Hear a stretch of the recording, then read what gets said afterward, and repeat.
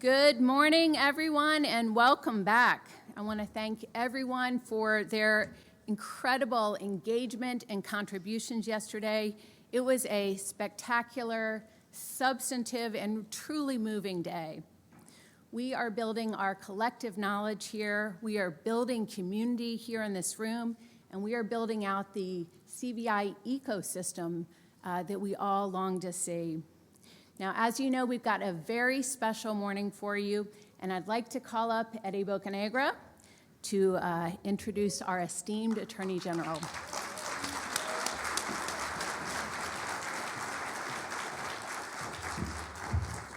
Good morning, and thank you, Amy, again. Through my community work in violence prevention, I realized that hundreds of families that I've been fortunate to work with bear the scars of witnessing violence and even being a victim of it. Such was the case nearly 2 summers ago in Chicago, where we had 2 mass shootings resulting in 10 people being shot, including a 14-year-old boy dying, and all within a few city blocks from our program site. Just a day before the incident, I received a surprise call from the Department of Justice asking me if I would be interested in hosting a site visit for the Attorney General of the United States. Keep in mind that this was months before I joined the department. And for context, a month prior, I had the privilege of being in a meeting with President Biden and a small group of leaders to discuss public safety. Sitting across the table from the president was Attorney General Merrick Garland. It was then, shortly after the meeting concluded, that I approached the AG and reintroduced myself. He mentioned that he wanted to learn more about CVI and street outreach. And it was then that I extended an invitation to him for the next time he was in Chicago to come and visit us. Little did I know that he would take me up on my offer. Come on, most of you know in this room, how many of us have invited government leaders and other leaders of power only for the invitation to fall in deaf ears? Well, there I was on the phone being asked by DOJ if they can come and see the program.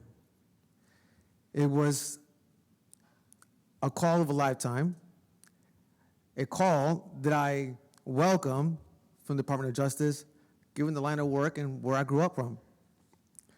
Following that call, I started to mobilize my team at Ready and our community partners.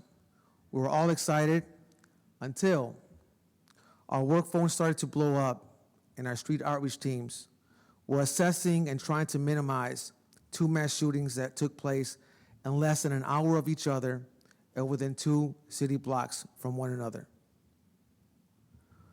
One of our program participants was a victim in one of the incidents. He was grazed on the forehead while he was trying to provide aid for his friend who was shot in the stomach.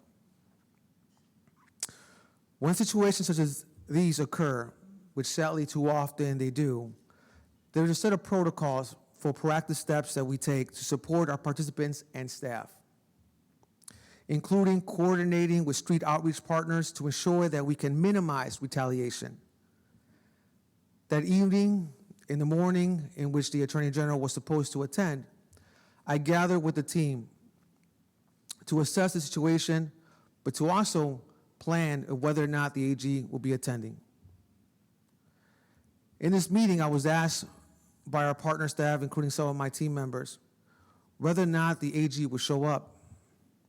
In fairness, it was a very good question to ask, given what just occurred the day before, and the need to manage the shooting incidents, and as well as a high-profile site visit.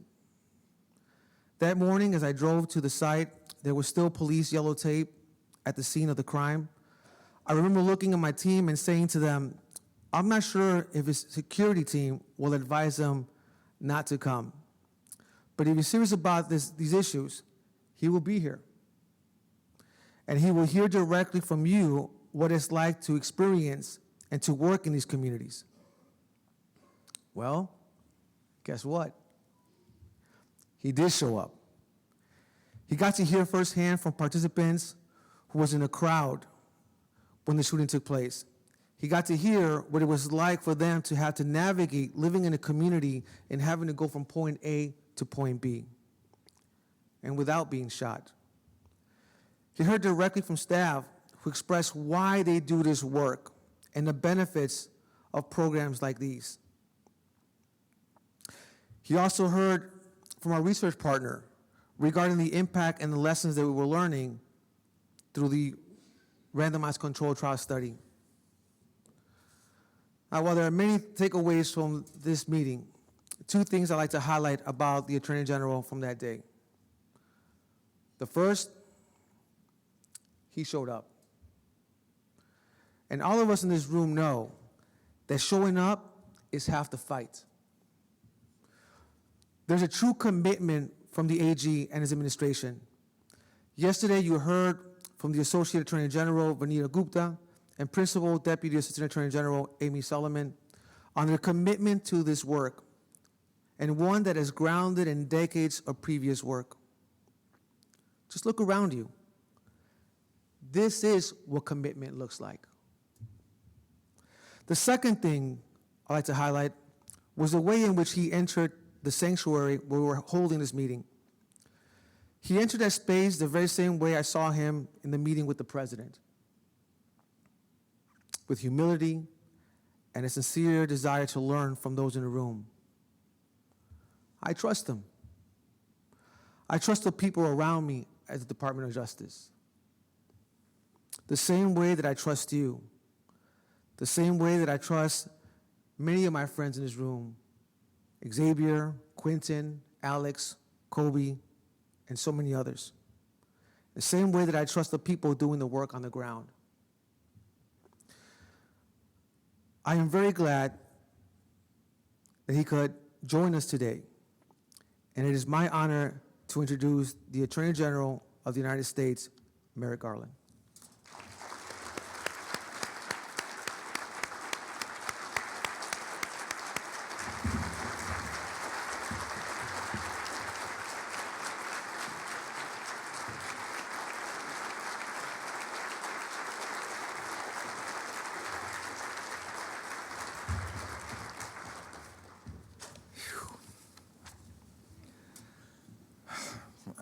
Thank you, Eddie, for that extraordinarily generous introduction.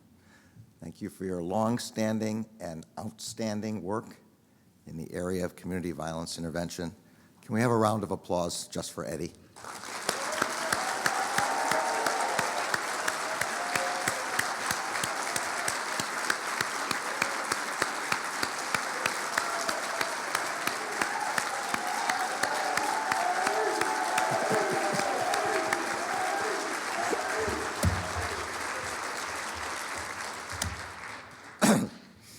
Okay, and thank you, Amy,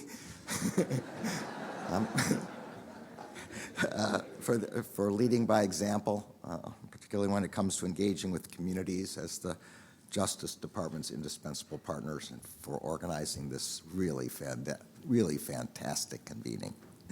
Thank you for the entire OJP team for organizing this first of its kind convening of our partners in the community violence intervention area.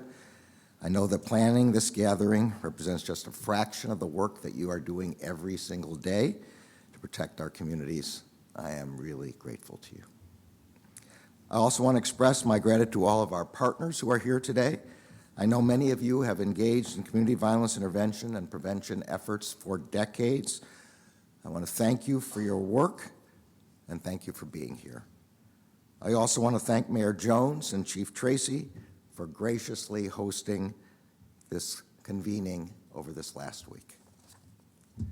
The participants in this convening bring a range of perspectives from across the country and across the field. One of the purposes of this gathering is to exchange the knowledge, the lessons learned, and the best practices informed by those different perspectives.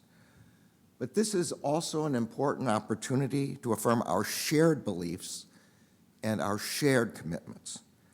I believe that all of us in this room today are united in the fundamental reason why we do this work. It's the same belief that unites all 115,000 employees of the Justice Department across our grant-making components, our U.S. Attorney's offices, and our law enforcement agencies. It's what unites all of our state and local law enforcement partners nationwide. And this is why so many of you have traveled across the country to participate in this conference. We are all here because we believe that everyone in this country deserves to feel safe in their communities. Every person on every street, in every neighborhood, deserves to feel protected. Every parent on every block deserves to know that their children are safe when they play outside. Fulfilling that promise is our urgent, shared challenge. Yesterday, you heard from Associate Attorney General Vanita Gupta about the importance of building a community-centered approach to violence interruption and prevention. I am so grateful for her deep understanding of this work and her extraordinary commitment and leadership. Today, I want to discuss how that approach fits into the Justice Department's broader work to combat violent crime and protect the safety of our communities. At the Justice Department, our approach to disrupting violent crime is centered on our partnerships, both with the communities harmed by violent crime and with the law enforcement agencies that protect those communities. Our approach is centered on building public trust. We know that we cannot do our jobs effectively without the trust of the communities we serve. Our department-wide anti-violent crime strategy leverages the resources of the federal government's prosecutors, agents, investigators, grant programs, and criminal justice experts towards those ends. We are working closely with local and state law enforcement agencies, with officials across government, and with the communities most affected by this violence, and with the community organizations on the front lines, all toward one goal, the goal of making our communities safer.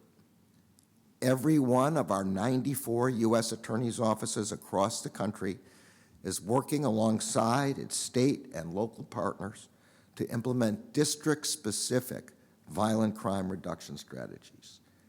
Each of our law enforcement components is working with state, local, tribal, and territorial law enforcement partners to seize illegal guns and deadly drugs and to hold those accountable, those who commit those acts in our communities.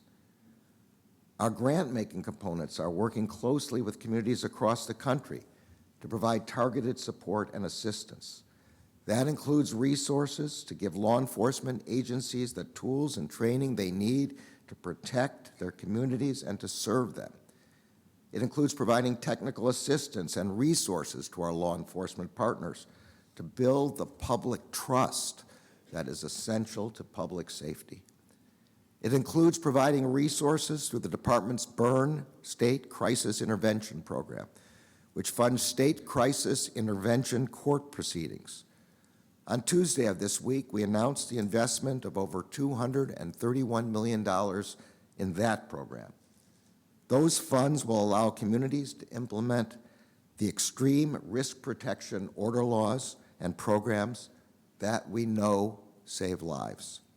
It includes our work to fund evidence-informed, community-centered initiatives aimed at preventing and disrupting violence. As you heard from Eddie, earlier in my tenure as Attorney General, I visited Ready Chicago, a groundbreaking gun violence intervention initiative. During that trip, I did have, as he said, the opportunity to meet with case managers, job coaches, outreach workers at Ready. And I had the chance to hear from several of the young men they serve. I saw firsthand how programs like Ready that focus on building partnerships and public trust can change lives and save lives in communities that have been hardest hit by violence. And I saw the evaluation data that bears out that success. According to a randomized controlled trial conducted by the University of Chicago Crime Lab, Ready Chicago participants were 64% less likely to be arrested for shootings or homicides compared to their peers who did not participate in those programs. I am personally invested in this. Ready is only one of 3 community violence intervention programs that I've personally visited. I visited another in New York City, and just yesterday I visited with representatives in East St. Louis.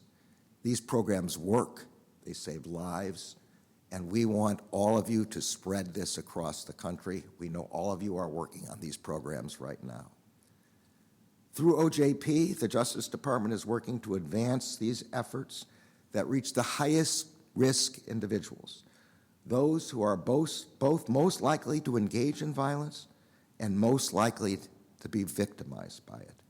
We are funding programs that interrupt patterns of violence before they occur, and we are supporting initiatives that expand opportunities in communities most burdened by that violence. Last September, the Justice Department announced $100 million in community violence intervention and prevention initiative grants to nearly 50 organizations and agencies across the country. We are so grateful that so many of you are here today. Today, I want to highlight just a few examples of how some of our new grantees, your colleagues, are going about putting that funding to work. In North Carolina, a county teen court and youth services provider will focus its efforts on disrupting violence in underserved rural communities through community engagement, gang prevention, street outreach, and victim services. In Baltimore, a nonprofit organization will employ credible messengers to engage residents near open-air drug markets and violent crime hotspots. In Georgia, a county agency will expand its juvenile gang prevention and intervention efforts. That includes hiring a community resource specialist focused on building relationships with communities experiencing an increase in violence.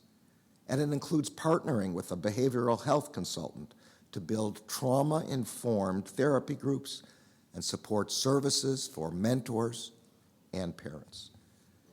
In Puerto Rico, its first community violence intervention program will continue working to fund services including highly trained violence interrupters and street outreach workers. In New York, a nonprofit organization plans to double the size of its gun avoidance and prevention programs in partnership with the district attorney's office. And in Denver, an organization is building a CVI strategy that will promote a collaboration between grassroots organizations and public safety and public health agencies, with violence interrupters and outreach workers leading the way. I know that these are just a sample of the work being done by grantees across the country, and so many by those of you in this room. I'm sorry I can't mention every single one. In addition to allocating resources, the department is also providing intensive training and technical assistance both to you in this room and to other jurisdictions that want to learn more about CVI. We are also encouraging grantees to collaborate with researchers to conduct rigorous evaluations of their program models. And this will help us build more effective programs that are rooted in a deeper understanding of what works in violence reduction and where this work can continue to evolve. In the coming weeks, the Justice Department will announce an additional $100 million in competitive funding available under this initiative. Those funds will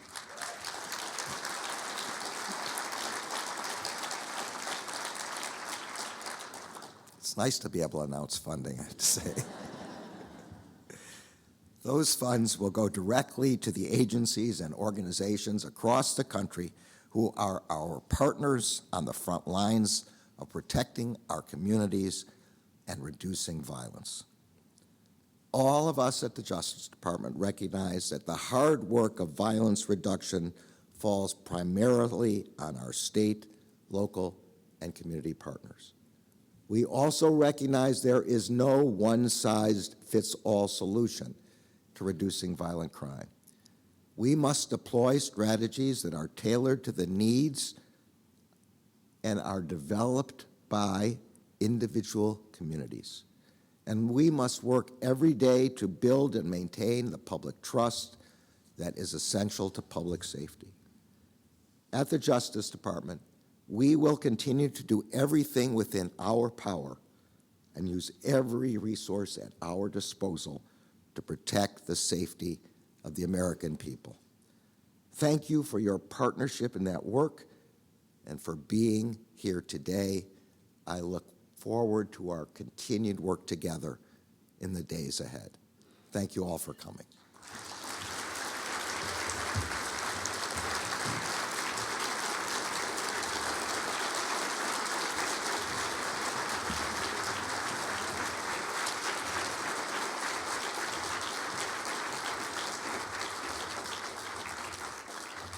Thank you so much, Attorney General Garland.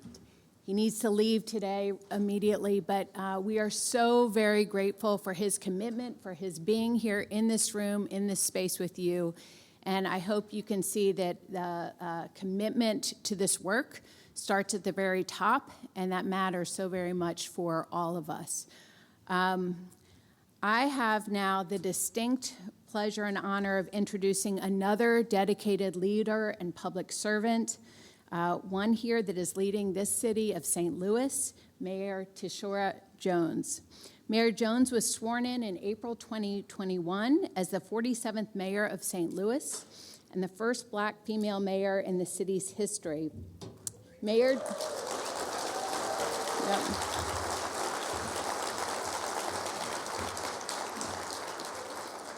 Jones is a remarkable leader and no stranger to making history. She served her community for 2 terms in the Missouri House of Representatives and became the first Black woman in the state to be named the Assistant Minority Floor Leader.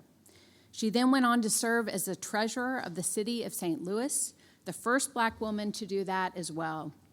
As treasurer, she launched an initiative that's helping more than 18,000 public school students establish educational savings accounts, paving the way for college and beyond. Since taking office, Mayor Jones has made community safety and well-being a key priority. She's established the city's first Office of Violence Prevention, aligning public safety resources across government to reduce violence and improve outcomes for St. Louis neighborhoods.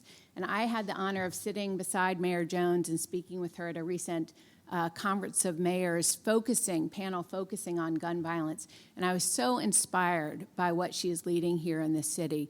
And so without further ado, Mayor Jones.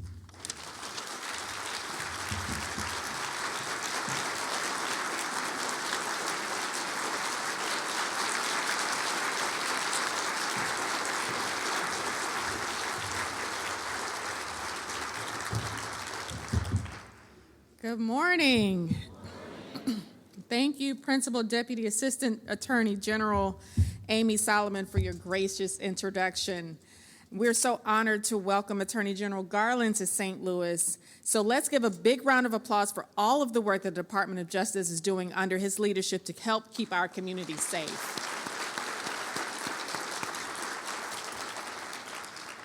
I hope you're enjoying your time here in St. Louis, and it's so exciting to welcome you here. I want to thank the organizers, volunteers, and event staff of the 2023 Community Violence Intervention and Prevention Grantee Conference for bringing us all together. On behalf of St. Louis, we are honored that you chose our city to host this inaugural event organized by the DOJ's Office of Justice Programs. Seeing the hundreds of civil servants, advocates, and community organizers working together is an encouraging reminder that we're not alone in our efforts, although some days it may feel that way. Even though we're all working towards the same goal, safer cities, stronger communities, we're sometimes set up against each other, or our work conflicts with each other, or that some work is more important than others.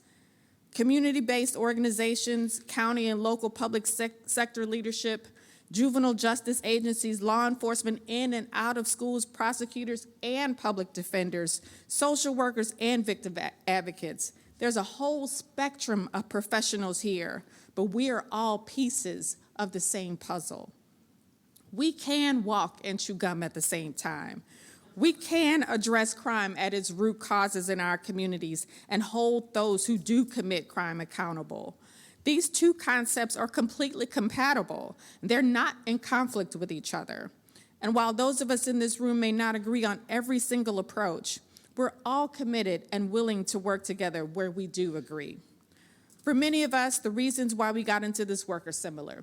For me, it's my beautiful 15-year-old, 6'5" son, Aiden. He's a freshman in high school. He just made the varsity squad of the basketball team. And he's an honor roll student, so I feel like I'm winning at motherhood right now. But given all of that, he still falls asleep to the sounds of gunshots in our neighborhood almost every night. I worry about him like any mother worries about her son, especially in 2023. Gone are the days where we could play in the streets until the street lights come on or ride our bikes without a care in the world. And at the same time, he worries about me. 2 years ago, I was holding a press conference with Mayor Quinton Lucas when gunshots rang out in the distance. And I didn't flinch because my son and I are sadly all too used to that piercing sound, as are far too many St. Louis families. And in October, as St. Louis joined the tragically long list of cities grappling with mass shooters and guns in our schools, my son called me to see if I was okay. I do this work to make my city a safer place for kids like mine so they can envision themselves having a future here. Those in this room understand that worry, that anxiety on a deep level. Many of us have lost family or loved ones to violence or trauma in our community. Even if you haven't, when you're in this line of work, that loss is often only a few degrees away, and it weighs on you. Grief is painful, but it can also connect us. That's why it's so important to join together in these spaces so we can learn from one another and support one another. The Department of Justice's Community-Based Violence Intervention and Prevention Initiative is a real game changer in our collective work to make our communities safer. This first-of-its-kind national convening is the product of an aligned commitment between our federal leaders and our local and municipal governments to make our communities safer through intervention and prevention to reduce gun violence and prevent crime in our neighborhoods. We know that based on decades of research, what drives people to commit crime. It's multifaceted, so a multifaceted strategic approach is necessary. Poverty, housing instability, substance abuse drive crime in all of our neighborhoods, so any holistic approach to crime must take all of these factors into account. That's why here in St. Louis, our Department of Health rolled out its new behavioral health division, bringing on 6 behavioral health professionals in collaboration with the CDC to help address the opioid crisis.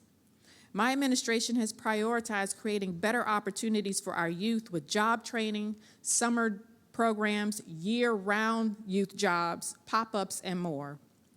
We've also used federal funds at our disposal to expand community violence intervention programs rooted among the residents they serve to more of our neighborhoods where we can interrupt conflicts before they erupt into violence or tragedy. At the same time, we need to make sure our partners in law enforcement have the tools they need to focus on their main job, solving violent crime, while saving manpower and resources.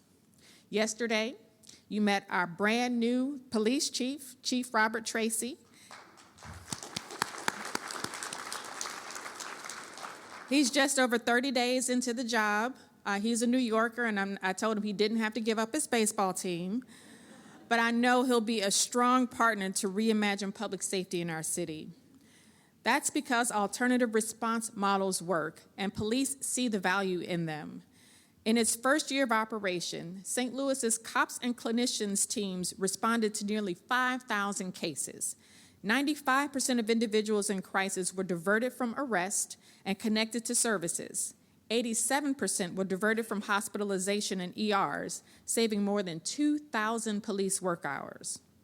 Meanwhile, 4 out of 5 cases sent through St. Louis's 911 diversion program were resolved on the line without requiring police or EMS, saving nearly 500 ambulance dispatches.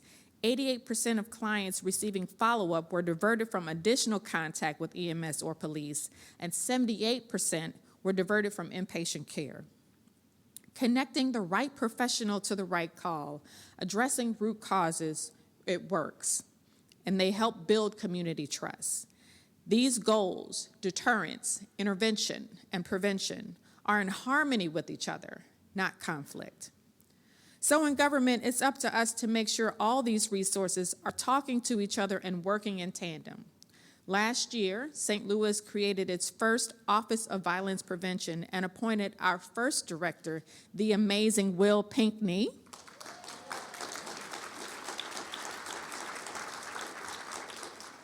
He's also a New Yorker. He can keep his baseball team too.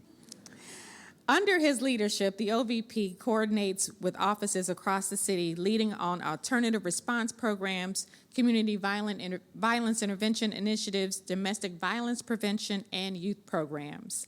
This is part of our city's plan to reimagine public safety and think beyond outdated models that have not proven to lower crime or make our communities safer. A new, innovative approach is necessary, especially as cities like St. Louis face challenges at other levels of government. At the state level, Missouri has made it impossible for cities like mine to implement common sense gun safety laws. Since the state legislature has repealed gun permit laws, our state's gun homicide rate jumped at least 47%. We have to be honest about the way lax gun regulations impact our communities and make the work of those in this room more difficult every day. But as we advocate and fight for solutions like strong red flag laws, cities must deploy every tool in our collective toolbox to keep people safe from the scourge of gun violence. So you've heard a lot about the important work that you do and the new ways St. Louis is innovating to help address crime in our communities. But look beyond the national headlines and take advantage of your time here to see everything St. Louis has to offer. Beyond the arch right across the street, if you have time, make sure to visit any of our 79 distinct neighborhoods. Just south of us, our Soulard neighborhood is preparing for the second largest Mardi Gras in the country.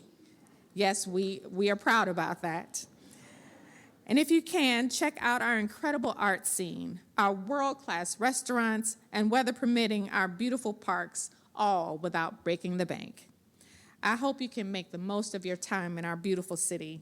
Thank you for your attention, and thank you for choosing St. Louis again. God bless you all.